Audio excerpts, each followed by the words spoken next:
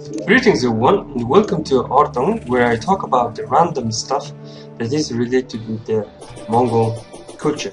Previously, I talked about this red color, and today I also want to continue talk about this red color. So I told you that in my previous video that God decided that there will be 7 colors in this Middle Earth, and some religious people seem to think that these colors is unholy. I mean, how to say, colors add to a suffering, and because of these colors you suffer. In order to purchase these colors, your brain uses a lot of energy.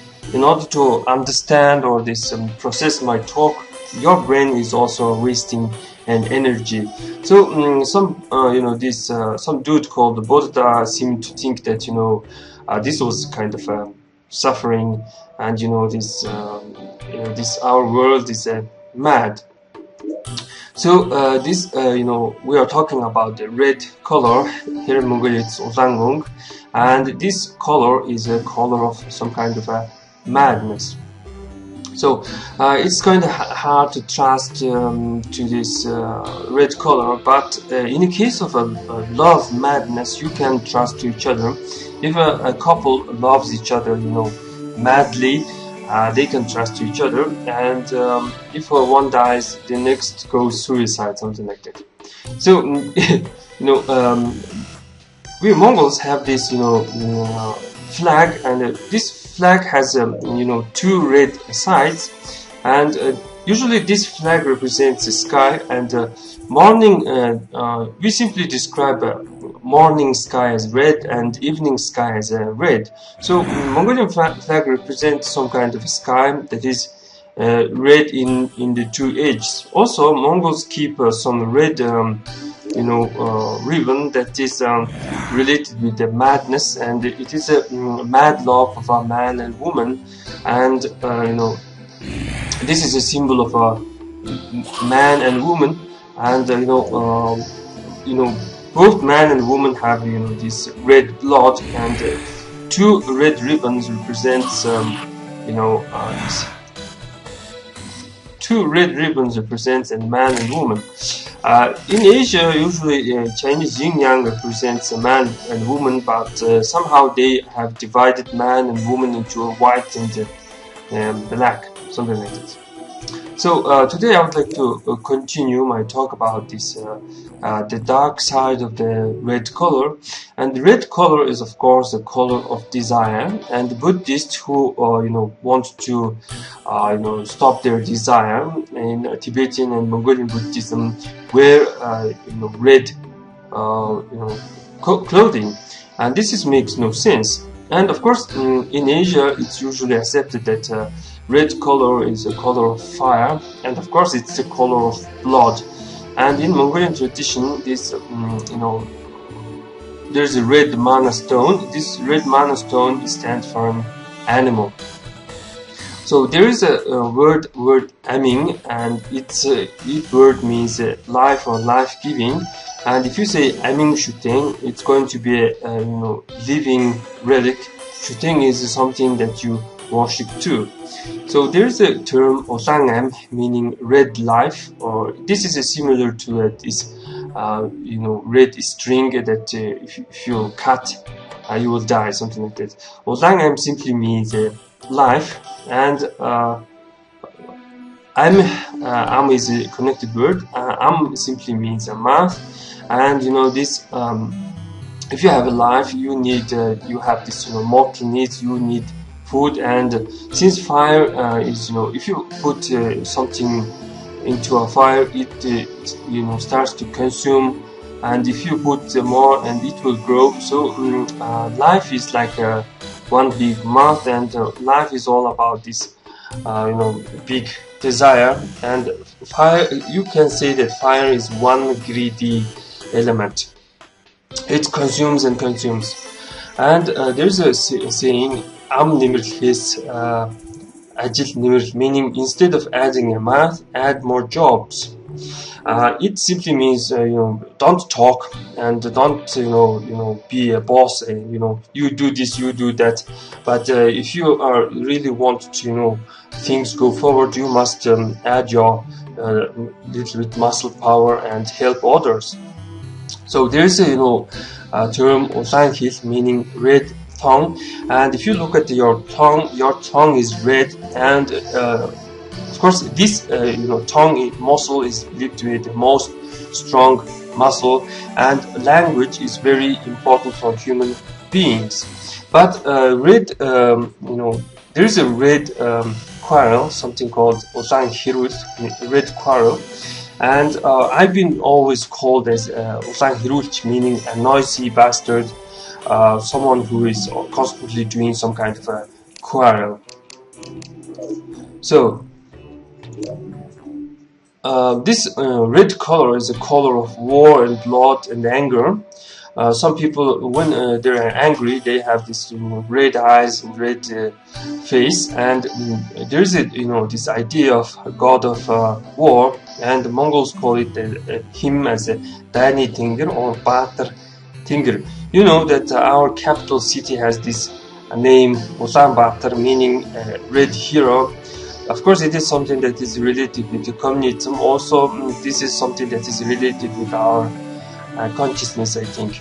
So, word Dani Tingir means the sky of war. Batar Tingir means hero, sky, or this sky of hero, something like that. So these heroes and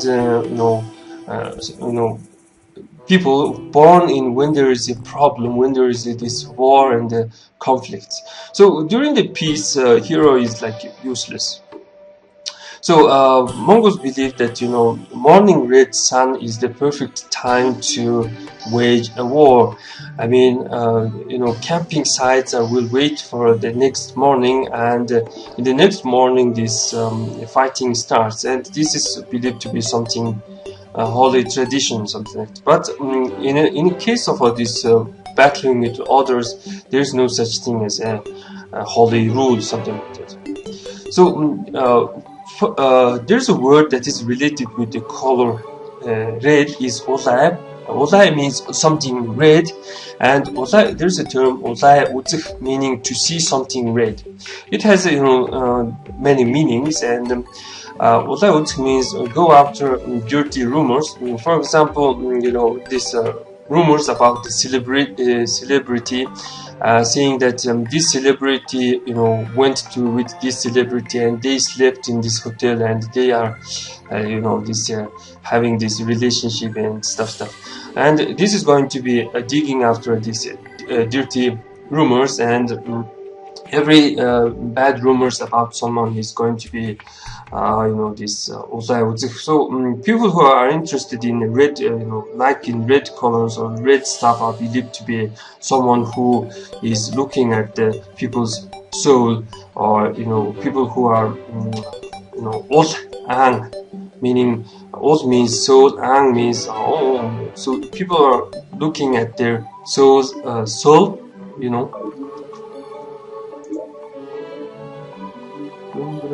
soul, soul, Also, this see bloody entertainment, all these games and stuff with killing and murdering is bloody entertainment. And this sounds like dying sounds, screaming sounds, can generate this different tones and different colors, and these colors can since it is energy, this can cause some brain damage, or this can disrupt this healthy consciousness. Yes, maybe I'm sounding like those religious people. Yes, I am a religious person, and watching too much computer games with these screams and blood is going to be bad for your consciousness. Also it means to be a bully and kick someone's this face and see their blood. So this is not going to be something bad that is related with the color, red color. I also must talk about this. Red color is being a color of fire, so there is idea of this wife being something that is related with fire. And Chinese say that man is a bright and hot being, but actually it is a wife, and red color is a hot color. When metal is hot, this turns into a red. Mongols call it sakh. And of course, fire is believed to be, something that a woman must guard, and it makes a woman hot, being. And half Mongolian wife dress is usually made from a red color. So previously I talked about this, this Tibetan story of this son of sky who is called Gisir, and this Gisir is popular in Mongolia. The reason why it is popular in Mongolia, it is because it's similar, because this Tibetan Buddhism is popular in Mongolia, and these Mongolians have no sense of nationality and stuff. So this dude, for example, went to Mongolia and rescued Mongolians from a big giant rat, because in a land called Mongol, there was this big giant rat, and he went to kill this big giant rat because this big giant rat was digging everything and terrorizing local people. And sometimes these big rats can grow in very fast, and everything is having a nightmare, something like that. Also, there is some historical thing about this. In the Yellow River there was 3 Khans, and these 3 Khans lived in the yurts. So this sedentary dude, or this Gisir dude, came and kicked some nomads. So this makes him, maybe he simply claimed to be the son of this Tengri, or the son of this woods white sky gods. And he even went to this hell and kicked Irlik Khan and asked, "Where is my mother?" And Irlik Khan said, "I don't know." And Irlik Khan did not know that his mother was in hell, and he rescued his mother from hell, and he kicked Irlik Khan. So this dude is like this how to say it? This dude is like a god of war, and he is like an awesome dude. So there is this traditional idea, or this ancient rival between red and white color. Usually there is your eyes can be white, and when your eyes is tired, when it's corrupted, your eyes become red. So there is some competition between the red and white color. And there is this saying, "Mung tsarang nutolang," meaning money is white, eye is red. This has a meaning, people are greedy and become mad when they see a lot of money or silver. Here in Mongolia, money is silver. Mung is also means money, and it's silver. And from this money or mon, you can understand that mon is something dark, like Monday. So since red, red is believed to be color of fire, but you know that Mongols like blue color, and main god, or this element that Mongols and this how to say this small cultures worship to is of course fire. From ancient times, people are sitting around the fire and talking about their daily stuff, and fire is the most important element, and fire is believed to be red. But Mongols like blue color, and blue color is a color of sky, of course. But some Mongols, including me, think that blue is also the color of fire, water, and language. You know, red is also something that is related with our tongue, but blue, you know, tongue means language, and but we think that the blue color is something that is related with water and language. And you know, this idea that, you know, these sky gods, you know, throw these 7 body pieces of a, you know, this you know, bad thingy, and create this you know, suffering and 7, you know, bad things, is, you know, this something Tibetan idea. And there is, you know, this similar you know, idea of you know, this you know, Christian, you know, 7 deadly sins, something like that. And these 7 deadly sins, I guess, exist in Mongolian you know, culture, and this is called Dordohiin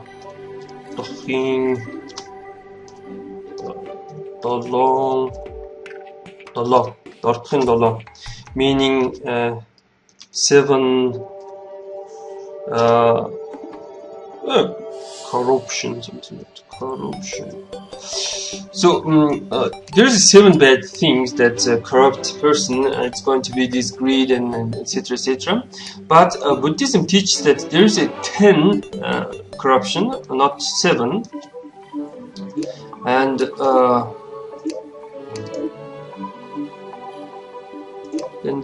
so one must talk about this, you know, firebird, or this phoenix. And this phoenix is believed to be a blue bird, and this ruler of birds, this Hangarit, or this, what we say, Hangarit, is usually described as a blue bird, or it has a dark blue skin. And it is believed to be a goddess of art. And in art you need a lot of colors, and in art you need to have a sense of this you know, sounds and etc, etc. And there's a, you know, simple logical question: who is the, you know, goddess of art? Of course, where do you, you know, this hear words like you know, singing, dancing? What animals sing and dance? Usually it is the, you know, birds are singing, birds are dancing. So the ruler of birds is going to be the, you know, goddess of art. And birds looking, you know, has this eye that can see in colors. So we think that, you know, we took this you know, this 7 colors thing from this ruler of birds. And this is this was the reason why there is an art.